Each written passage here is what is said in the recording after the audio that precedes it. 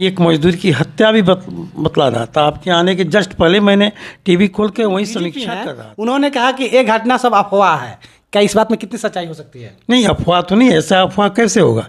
इतनी चैनलों पे चल रही है। अभी मजदूर लौट के आए हैं जमुई में कल, उन्होंने अपना भी बयान दिया है। ऐसी अफवाह नहीं हो सकती। हमारे तेजस्वी जी घटना के दिन वहाँ मौजूद थे और जन्मदिन की केक काट रहे थे। वहाँ के मुख्यमंत्री के जन्मदिन के उपलक्ष्य में केक का, और वहीं पर हत्या हुई है। कुछ एक शब्द भी इसकी चर्चा नहीं। भारत का ही एक अंग है और बिहार भी भारत का ही एक अंग है, तो केंद्र में सरकार तो आपकी है। हाँ, केंद्र में भी सरकार हमारी है, लेकिन देखिए सबका अधिकार क्षेत्र दम है तो बीजेपी के खिलाफ कोई सवाल पूछ कर तो दिखाइए। आपका हिम्मत ही नहीं है। बीजेपी पार्टी वाले लोग आपको सवाल का जवाब भी नहीं देंगे और यहाँ तक आपको टॉर्चर करेंगे। नहीं, ये तो गलत बात है। बीजेपी क्यों नहीं जवाब देगी? आप सवाल कीजिए, मैं जवाब दूंगा।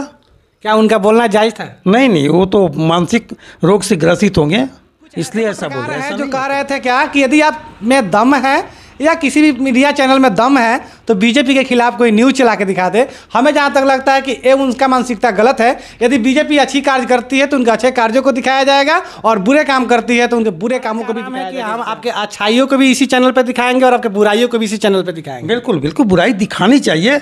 अगर आप बुराई हमारी दिखाइएगा तो ऐसा अगर सच में है तो हम उसको सुधार। भारत तक नेपाल न्यूज, मैं हूँ दिलीप कुमार। आपको बता दें कि आज हम लोग एक बहुत ही महत्वपूर्ण विषय पर चर्चा करने वाले हैं। जो तमिलनाडु में बिहारियों के साथ दुर्व्यवहार किया जा रहा है उसी पर हम लोग चर्चा करने वाले हैं। चर्चा करने से पहले मैं बता दूं कि आज हम लोग संग्रामपुर प्रखंड में पहुंचे हुए हैं, जहां पे एक पंचायत है, पश्चिमी मधुबनी पंचायत, जिसमें परमानंद पांडे जी हैं, जिनको हरसिद्धि विधानसभा का प्रभारी बनाया गया है। ये बीजेपी के प्रभारी हैं। तो हम इनसे सबसे पहले इनका चैनल पर स्वागत करते हैं और उसके बाद कुछ पूछते हैं सवाल। सबसे पहले आपका स्वागत है। आप सबका भी बहुत बहुत स्वागत है, धन्यवाद है। मैं आपसे एक सबसे पहले तीखा ही सवाल से शुरुआत करूंगा कि तमिलनाडु में बिहारियों के साथ कुछ दिनों से काट मार दुर्व्यवहार किया जा रहा है, इस पर क्या बोलिएगा? नहीं, कुछ दिनों से तो नहीं है, अभी यहाँ भी हाल फिलहाल ऐसा घटना सोशल मीडिया पर देख रहे हैं, टीवी चैनलों पर देख रहे हैं कि मजदूरों के साथ मारपीट की गई है। एक मजदूर की हत्या भी बतला रहा था। आपके आने के जस्ट पहले मैंने टीवी खोल के वही समीक्षा कर रहा था। ऐसे सोशल मीडिया के माध्यम से अभी तक कम से कम 10 से 12 लोगों का हत्या हो चुकी है। नहीं, अभी मैंने जो देखा है उसमें पिटाई करते हुए देखा गया है और एक मजदूर की हत्या दिखा रहा था। ऐसा अभी हम देखे हैं। तो इस पर बिहार सरकार को एक्शन क्यों नहीं ले रही है कुछ? बिहार सरकार है कहाँ? बिहार में सरकार है क्या? क्या सरकार नहीं है बिहार में? कौन सी सरकार है? हमको तो नहीं लगता है कि बिहार में सरकार है। नीतीश कुमार समाधान यात्रा पर निकले हुए हैं और बिहारियों के साथ व्यवधान हो रहा है तमिलनाडु में। नीतीश जी समाधान यात्रा पर निकले तो अच्छी बात है। पब्लिक के बीच में क्यों नहीं गए? पब्लिक के बीच में जाते तो अच्छा लगता ना, तब समझ में आता है कि समाधान है या उनका समापन है। तो क्या लगता है तमिलनाडु में जो हो रही घटनाओं पे बिहार सरकार एक्शन नहीं ले रही? यानी आपके माध्यम से देखा जाए तो बिहार में सरकार है ही नहीं। अरे बिहार में सरकार की क्या कहें, अभी कहने के लिए उप मुख्यमंत्री है हमारे तेजस्वी जी। घटना के दिन वहाँ मौजूद थे और जन्मदिन की केक काट रहे थे। वहाँ के मुख्यमंत्री के जन्मदिन के उपलक्ष्य में केक का, और वहीं पर हत्या हुई है। कुछ एक शब्द भी इसकी चर्चा नहीं हुई। तो क्या लगता है जंगल राज 2 आने वाला है क्या? आ गया है? आने वाला नहीं है, आ चुका है। अभी देखे हैं ना, 2 दिन से 3 दिन से आज एक डॉक्टर NMCH का डॉक्टर ना पता है कहाँ गया डॉक्टर। ये खोजना किसका काम है? सरकार नहीं है। सरकार रहती तो करती ना जी। आज पूरे प्रदेश के अंदर में इतनी हत्याएं हो रही है, इतनी डकैती हो रही है, लूटमार हो रही है, क्या हो रहा है? क्या आपकी पार्टी की सरकार अगर रहती यहाँ पे तो इस पर एक्शन लिया जाता? जरूर। हमारा पिछला इतिहास देखिए, हम जब सत्ता थे तो अपराधी अपने घर में छुप के बैठते थे या प्रदेश में गए थे, ऐसी नहीं होती थी। बहुत दूर की बात छोड़िए, जहाँ पे हम लोग हैं, अपने जिला की बात देख ली, 38 जिला की बात छोड़िए, अपने जिला में ऐसा कोई दिन है जहाँ आपराधिक घटनाएं नहीं होती हो? घटनाएं तो बढ़ रही है। तो वही तो बात है। अगर सरकार रहती तो शासन रहता। शासन अगर मजबूती से अपनी काम करे तो ऐसा कुछ संभव है क्या? नहीं है। एक और आपसे तीखा सवाल करेंगे एक मेरे मित्र हैं जिनसे हम बात किए कुछ दिन पहले, वो बोल रहे थे कि आपको दम है तो बीजेपी के खिलाफ कोई सवाल पूछ कर तो दिखाइए। आपका हिम्मत ही नहीं है, बीजेपी पार्टी वाले लोग आपको सवाल का जवाब भी नहीं देंगे और यहाँ तक आपको टॉर्चर करेंगे। नहीं, ये तो गलत बात है। क्या बीजेपी क्यों नहीं जवाब देगी? आप सवाल कीजिए, मैं जवाब दूंगा। क्या उनका बोलना जायज़ था? नहीं, वो तो मानसिक रोग से ग्रसित होंगे, इसलिए ऐसा बोले। ऐसा नहीं है संभव कि कोई पत्रकार ही थे। हाँ, कोई भी हो, पत्रकार हैं तो हमारे बंधु हैं, लेकिन हो सकता है कि मानसिकता उनकी ठीक नहीं हो। बीजेपी से सवाल होती है, बीजेपी जवाब देती है।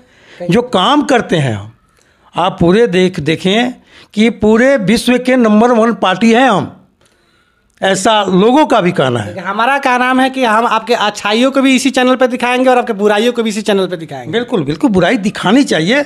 अगर आप बुराई हमारी दिखाइएगा तो ऐसा अगर सच में है तो हम उस पर सुधार करेंगे। अच्छा, एक तीखा सवाल, आपने बोला बिहार में सरकार नहीं है, यानी सरकार विहीन है, जो है मतलब वो कुछ ना कुछ मतलब अनदेखा करके चल रही है सरकार।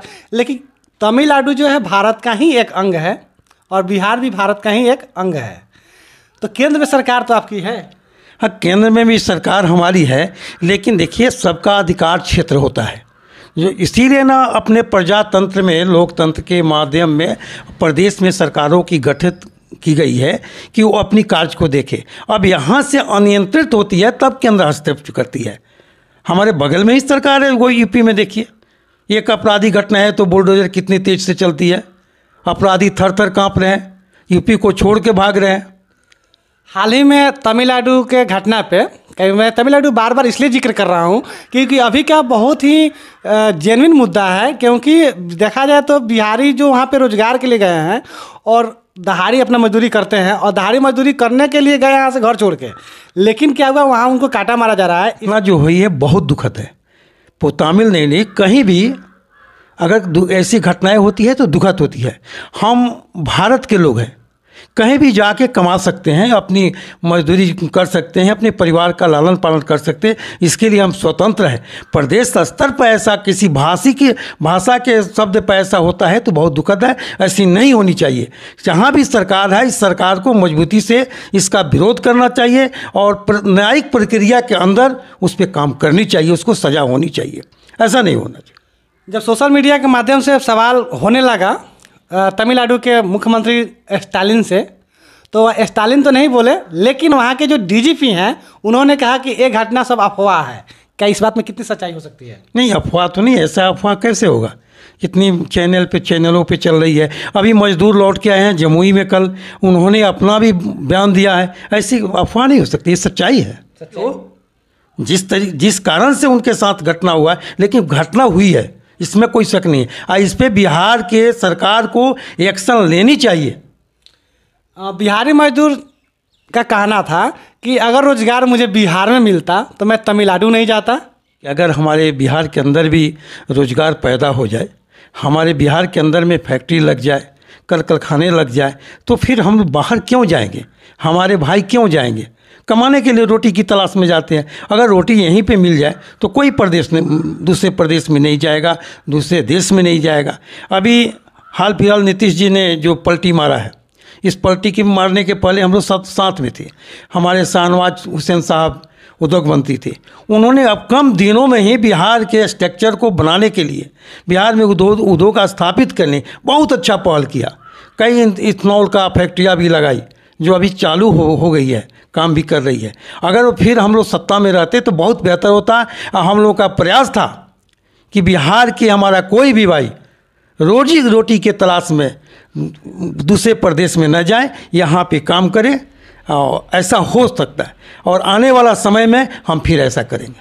रमानंद पांडे जी से हमने तीखे सवालों के साथ बात किया। तीखा सवाल मैंने क्या डाला था इनके साथ, आपको मैं फिर से उस क्वेश्चन को दोहरा दूं कि कुछ ऐसे पत्रकार हैं जो कह रहे थे क्या कि यदि आप में दम है या किसी भी मीडिया चैनल में दम है तो बीजेपी के खिलाफ कोई न्यूज़ चला के दिखा दे। हमें जहाँ तक लगता है कि ये उनका मानसिकता गलत है। यदि बीजेपी अच्छी कार्य करती है तो उनके अच्छे कार्यों को दिखाया जाएगा और बुरे काम करती है तो उनके बुरे कामों को भी दिखाया जाएगा इसी चैनल पर। देखिए, अगर हम बुरे रहते तो अभी हमारी सरकार बनी है त्रिपुरा में, नागालैंड में, वहाँ पे कौन लोग हैं? ईसाई लोग हैं, ज़्यादा ईसाई की संख्या है, फिर भी हमारी सरकार बनी है। तो हम जात धर्म पे भेदभाव नहीं रखते, हम सबका साथ, सबका विश्वास और सबका विकास पे विश्वास करते हैं और सबको साथ में लेकर चलने का प्रयास करें। उसी का नतीजा है कि पूर्वोत्तर क्षेत्र में भी हमारी सरकारें और पूर्ण बहुमत से बनी है। देखिए कितना बेहतर रिजल्ट हुआ है। हमारा 2024 भी बहुत अच्छा रिजल्ट देगा। हम 400 के पार जाएंगे, अब की बार 400 के पार, कोई शंका नहीं। क्या लगता है केंद्र में फिर से हावी होना ही होना है? नहीं, हावी नहीं होना है। जनता चाह रही है, जनता बुला रही है। हम 400 के पार जाएंगे, पूर्ण बहुमत से, 2/3 बहुमत से हम सत्ता में आएंगे। और अगर आपको मेरा प्रयास अच्छा लगा हो तो मेरे चैनल को सब्सक्राइब करिए, लाइक करिए, शेयर करिए, साथ ही फेसबुक पेज को फॉलो करिए और अपना कमेंट में अपना राय जरूर दीजिएगा। देखने के लिए धन्यवाद। जय हिंद, जय भारत, जय बिहार।